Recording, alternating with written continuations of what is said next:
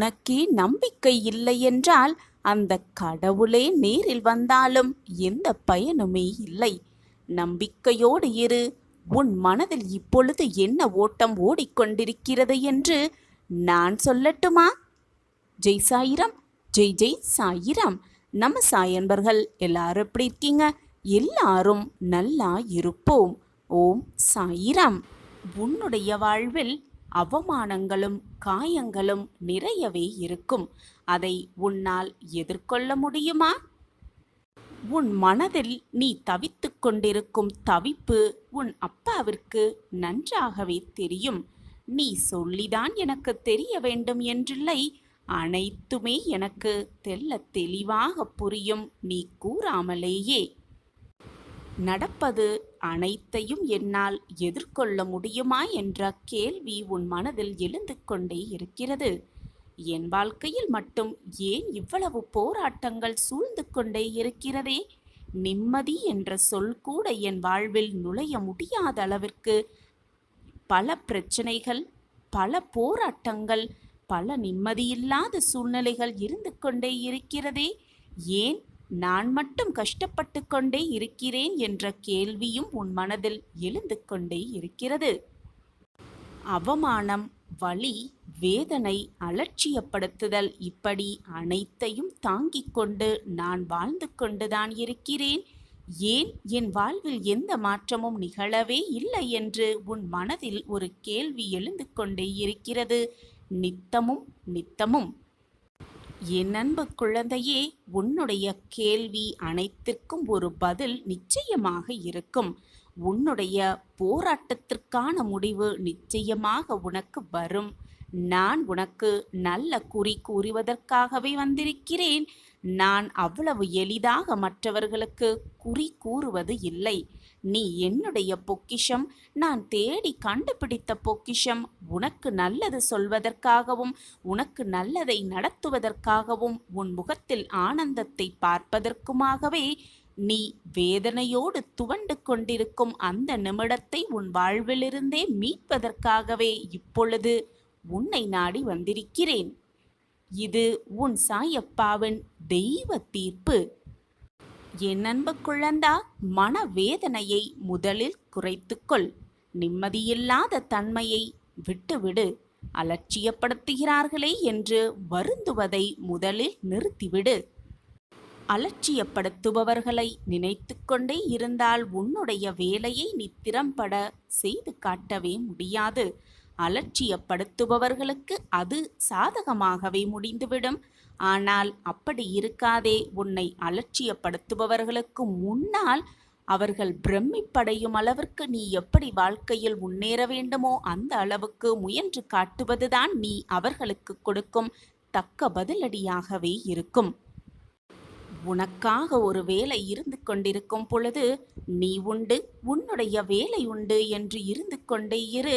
உன்னை அலட்சியப்படுத்துபவர்கள் படுத்திக்கொண்டே போகட்டும், பேசிக்கொண்டே போகட்டும், என்ன வேண்டாலும் அவர்கள் நினைத்து கொண்டே போகட்டும். அது அவர்களுடைய மனது. உன்னை காயப்படுத்துகிறோமே என்று கூட அவர்களுக்கு புரியாத சூழ்நிலையில் அவர்கள் இருக்கிறார்கள். ஏனென்றால் அது அவர்களுடைய மனம், அவர்களுடைய குணம். மற்றவர்களின் குணத்தையோ மனதையோ மாற்றும் அளவிற்கு உன்னிடம் எந்த ஒரு சூழ்நிலையும் அமைந்துவிடவில்லை, அமையவும் அமையாது. அவரவர் வாழ்க்கையை அவரவர் வாழ்ந்துதான் ஆக வேண்டும். அவரவர் குணத்திற்கேற்ப அவரவர் செய்யும் பாவ புண்ணியங்களை அவரவர் அனுபவித்துதான் ஆக வேண்டும். அதுதான் விதியின் விளையாட்டும் கூட. எனவே அவர்களையோ மற்றவர்களையோ உன்னை சுற்றி இருப்பவர்களையோ பற்றி உன் சிந்தனையை சுழன்றுவிடக் கொண்டே இல்லாமல் உன் வேலையை நீ செய்து கொண்டே இரு. அவர்களை பற்றி மட்டுமே சிந்தனை செய்து கொண்டிருந்தால் உன்னுடைய வாழ்வே வீணாகிவிடும். உன் மனதை உன் கட்டுப்பாட்டிற்குள் வைத்துக்கொள். உன் இல்லத்தின் சாவியை எப்படி பத்திரமாக நீ பாதுகாத்து வைத்து கொண்டிருக்கிறாயோ அதே போல உன் மனதின் சாவியையும் பத்திரமாக பாதுகாப்பாட வைத்துக்கொள். உன் மனதை கட்டுப்பாட்டுக்குள் வைத்துக்கொள். தேவையில்லாத சிந்தனைகளை உன் மனதில் எழுவதை முதலில் நிறுத்திவிடு. அதுதான் உன் வாழ்க்கைக்கு நல்லது. உன் மனதை பொக்கிஷமாக வைத்துக்கொண்டு எதை எப்பொழுது எப்படி செய்ய வேண்டும் என்பதை தெளிவாக முன் யோசனையோடு செய்ய பழகு. நீ தொடுவதெல்லாம் உனக்கு வெற்றியாகவே இருக்கும். உனக்கு என்ன தேவையோ, உன் வாழ்க்கைக்கு என்ன தேவையோ அதை நீ மட்டுமே முடிவு செய்வதற்கான அத்தனை வழிகளையும் ஏற்படுத்து. உன்னை சுற்றி இருப்பவர்கள் உன் வாழ்வில் நுழைய முடியாதபடி அனைத்தையும் நீயே உன் கட்டுப்பாட்டுக்குள் வைத்துக்கொள். உன்னை அலட்சியப்படுத்துபவர்களை, இழிவாக பேசுவர்களை ஒரு பொருட்டாகவே நினைக்காதே. அப்படி நினைத்தால் நீதான் தவிக்க வேண்டுமே தவிர அவர்கள் வேதனைப்பட வேண்டிய அவசியமே இருக்காது. என்னால் அனைத்தையும் சாதிக்க முடியும், யாருடைய துணையுமில்லாமல் என்னால் வாழ்ந்து காட்ட முடியும் என்று துணிச்சலோடு நம்பிக்கையோடு வாழ்ந்து காட்டு. அதுதான் அவர்களுக்கு கொடுக்கும் நல்ல தீர்ப்பாகவே இருக்கும். தைரியமாக இரு, துணிச்சலோடு இரு, எதையும் எதிர்கொண்டு வாழ பழகிக்கொள், நம்பிக்கையோடு வாழ பழகிக்கொள். அப்படி இருந்து பார்த்தால் யார் முன்னிலையிலும் வெற்றிகரமாக வாழ்ந்து காட்டலாம் என் பிள்ளையே. ஆம் என் குழந்தையே, உன்னால் சாதிக்க முடியும். சாதிப்பதற்காகவே நீ பிறந்திருக்கிறாய் என்பதுதான் உண்மையிலும் உண்மை. நான் உன்னை வெற்றியடைய வைப்பேன், சிகரத்தில் அமர வைப்பேன், உனக்காக அனைத்தையும் கொண்டு வந்து சேர்ப்பேன். இது உன் சாயப்பாவின் தெய்வ தீர்ப்புதான். நீ தைரியமாகவும் நிம்மதியாகவும் சந்தோஷமாகவும் வாழும் அந்த வாழ்க்கையை பார்த்து பார்த்து நானும் ரசித்து பூரிப்படையப் போகிறேன். என் குழந்தையின் சந்தோஷத்தில்தான் என் மகிழ்ச்சியும் அடங்கியிருக்கிறது. என் குழந்தையின் ஆனந்தத்தில்தான் என்னுடைய ஆனந்தமும் கலந்து இருக்கிறது. எனவே போராட்டம் வந்துவிட்டால், கஷ்டமான சூழ்நிலை வந்துவிட்டால், தேவையில்லாத பிரச்சனை சூழ்ந்துவிட்டால் பயம் கொள்ளாதே. எனக்கு துணையாக என் அப்பா இருக்கிறார் என்று தைரியமாக இரு. உனக்கு துணையாக எப்பொழுதும் நான் உன் அருகிலேயே இருந்து உன்னை ரட்சிப்பேன். உன் சாயப்பா உன்னோடு இருக்கும் வரை எதற்காக நீ பயப்படுகிறாய்? சாயப்பா இருக்க உனக்கு ஏன் மனக்கவலை? உன் சாயி தேவா கூறுவதை இப்பொழுது நீ கேட்டுக்கொண்டிருக்கிறாய் என்றால் நம்பிக்கையோடு இதை முழுவதுமாக கேள். உன்னை சூழ்ந்த மாயையெல்லாம் விலகி உனக்குள் ஒரு புது வெளிச்சம் பிறந்து கோடீஸ்வர யோகம் பெற்று சகல சௌபாக்கியத்தோடு வாழ்வாய். யாரெல்லாம் உன்னை ஒதுக்கி வைத்தார்களோ, உன்னை வேண்டாம் என்று விலகி சென்றார்களோ, அவர்கள் மீண்டும் உன்னிடம் வந்து சேரும் நேரம் நெருங்கி இருக்கிறது.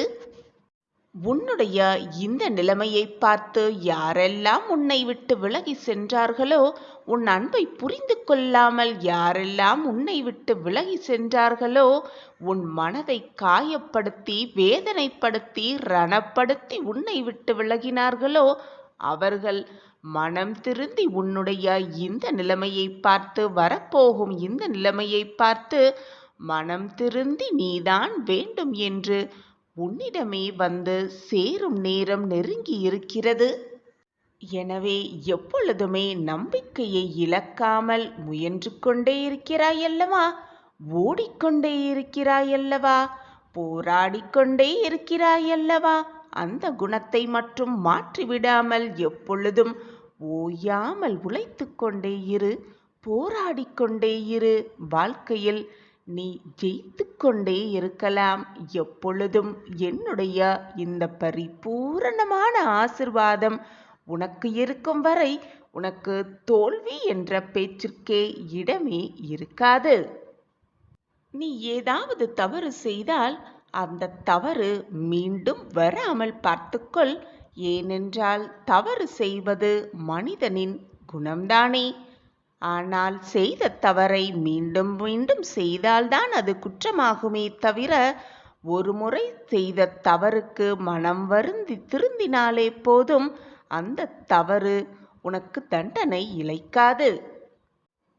காலம் எந்த காயத்தையும் ஆற்றுவது கிடையவே கிடையாது. அது உன்னுடைய மனதை பக்குவப்படுத்துகிறது. அவ்வளவுதான் வாழ்க்கை. ஒன்றை தீர்க்கமாக சிந்தனையில் வைத்துவிடு. அடிக்கடி மீண்டும் மீண்டும் தவறு செய்பவன் அப்பாவி என்று இந்த உலகம் அவனுக்கு பெயர் சூட்டும். ஒரே தவறை திரும்ப திரும்ப செய்பவன் முட்டாளாகவே பார்க்கப்படுகிறான். ஒரு தவறுமே செய்யாதவன் மரக்கட்டையாகவும் பார்க்கப்படுகிறான். தன்னை அறியாமல் தவறு செய்து தன்னை அறிந்து திருத்திக் கொள்பவனே மனிதனாக இந்த உலகம் அவனுக்கு பெயர் சூட்டும். எனவே என் பிள்ளையே, தன்னை அறியாமல் நீ செய்த தவறை தன்னை அறிந்து திருத்திக் கொள். எப்பொழுதும் நீ சிறந்த மனிதனாகவே இருக்கலாம். கோடீஸ்வர ராஜயோகம் பெறும் வாய்ப்பு இதோ உன்னை தேடி வந்து கொண்டே இருக்கிறது. தகுதிக்கு மீறி நீ ஆசைப்படுவது தவறே இல்லை. ஆனால் ஆசைப்பட்ட பிறகு அதை அடைய உன் தகுதியை வளர்த்து கொள்ளாமல் இருப்பதே மிக மிக தவறு. எனவே கோடீஸ்வர ராஜயோகம் வரப்போகும் இந்த நேரத்தில் அதற்கான தகுதியை நீ ஏற்படுத்திக்கொள். அதற்கான தகுதியை உருவாக்கிக்கொள். ஆயத்தமாக எல்லாமே உனக்கு வசமாகும். சில சமயம் நீ ஏற்றுக்கொண்டு வாழத்தான் வேண்டும். சில சமயம் அதை எதிர்க்க வேண்டியும் இருக்கும். இரண்டும் கலந்ததுதான் வாழ்க்கை. நம்பிக்கையோடு இரு, வாழ்க்கையை வென்றே விடலாம். நம்பிக்கைதான் வாழ்க்கை என் குழந்தா. ஒன்றை நன்றாக புரிந்து கொள் என் கண்மணியே. மனக்குழப்பமாக இருக்கும் பொழுது மௌனமாக இரு. மனம் கஷ்டமாக இருக்கும் பொழுது தைரியமாக இரு. அப்பொழுது நீ அதிலிருந்து மிக சுலபமாக வெளியே வந்துவிடலாம். மனக்குழப்பமாக இருக்கும் பொழுது அதற்கு சிறந்த அருமருந்து என்ன தெரியுமா என் குழந்தா? சிந்தனையை துணை கொண்ட தனிமைதான். தனிமையாக இரு. உனக்கு அனைத்துமே புரியும். வாழ்க்கையும் புரியும். உன்னுடைய வாழ்வும் புரியும். எப்பொழுதுமே உன்னுடைய மனசாட்சிக்கு மட்டும், உன்னுடைய மனதிற்கு மட்டும் நீ உண்மையாக இருந்தால் போதும்.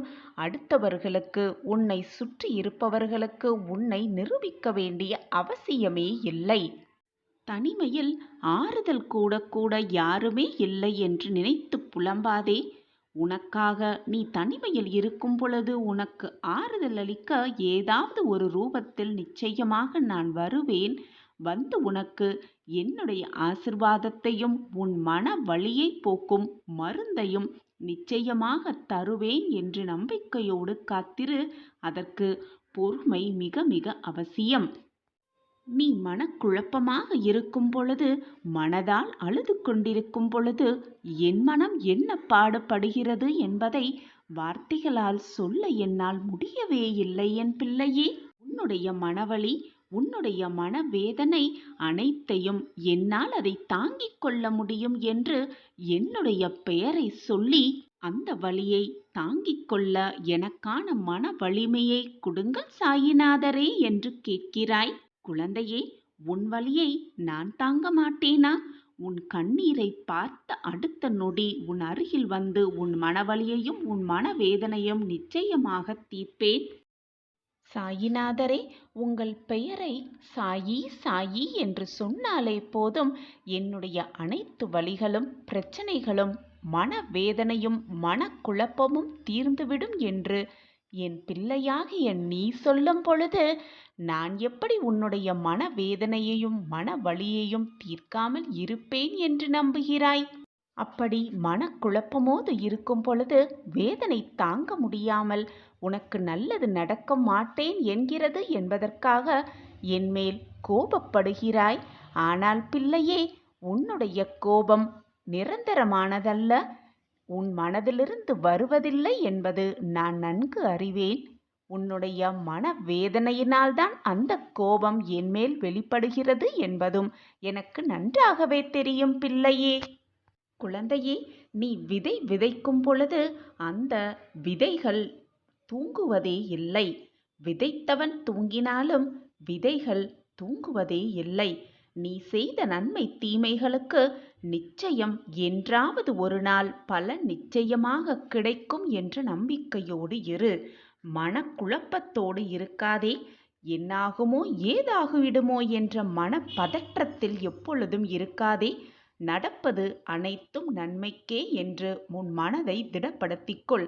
எது நடந்தாலும் நாம் அதை சந்தித்துதான் ஆக வேண்டும், சாதித்துதான் வாழ்ந்து காட்ட வேண்டும் என்ற தீவிர நம்பிக்கையோடு இரு. அந்த நம்பிக்கை மட்டுமே உன்னை உன் வாழ்வில் உயர வைக்கும். ஒன்றை நன்றாக புரிந்து கொள் என் பிள்ளையே. உரிமையே இல்லாத உறவும், உண்மையே இல்லாத அன்பும், நேர்மையே இல்லாத நட்பும் என்றுமே நிரந்தரமாக இருந்து விடாது. அதுபோலத்தான் உன்னுடைய துன்பமும் நிரந்தரம் கிடையாது. உன்னுடைய மனக்குழப்பமும் நிரந்தரமாக இருந்து விடாது. உன்னுடைய மனவேதனையும் நிரந்தரமாக உன்னிடமே தங்கியும் விடாது. நிச்சயமாக ஒரு நாள் விடியும். அந்த விடியல் உனக்கான விடியலாக இருக்கும் என்ற நம்பிக்கை மட்டும் உன் மனதில் இருந்தால் போதும். அனைத்தையும் நீ ஜெயிக்கலாம், சாதிக்கலாம், வாழ்க்கையை வென்றே காட்டிவிடலாம். வாழ்க்கை என்பது ஒருபோதும் நீ எதிர்பார்ப்பது போல அமையாது என் பிள்ளையே. ஆனால் நீ எதிர்பார்க்கிறபடி, நீ எதிர்பார்த்தபடி உன் வாழ்க்கையை மிக அழகாக, மிக நேர்த்தியாக உன்னால் மாற்றிக்கொள்ள முடியும் என்பதில் எந்த ஒரு ஐயமும் இல்லை, சந்தேகமும் இல்லை. நீ நினைத்தால் நடத்தி முடிக்க முடியாதது என்று எதுவுமே இந்த உலகத்தில் இல்லை குழந்தா. அதை நன்றாக புரிந்து கொள்.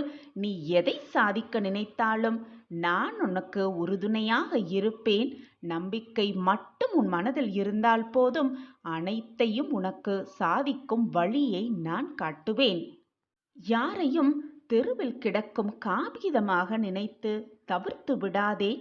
நாளையே அது பட்டமாக கூட மாறலாம். அப்பொழுது நீயும் சரி, நானும் சரி, சற்று நிமிர்ந்துதான் பார்க்க வேண்டும் அந்த பட்டத்தை.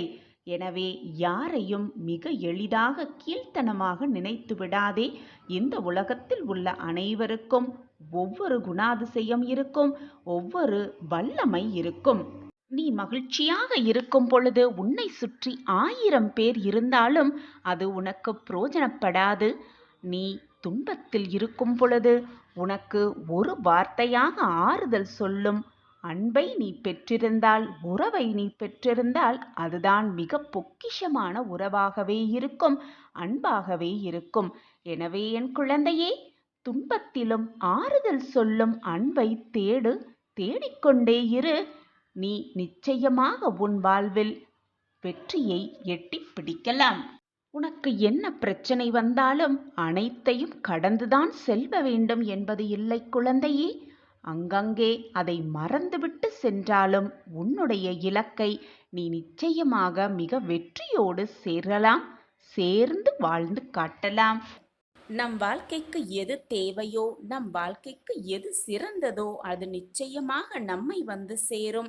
சாயப்பா அதை சேர்த்து வைப்பார் என்ற தீர்க்கமான நம்பிக்கை உன் மனதில் முதலில் இருக்க வேண்டும்.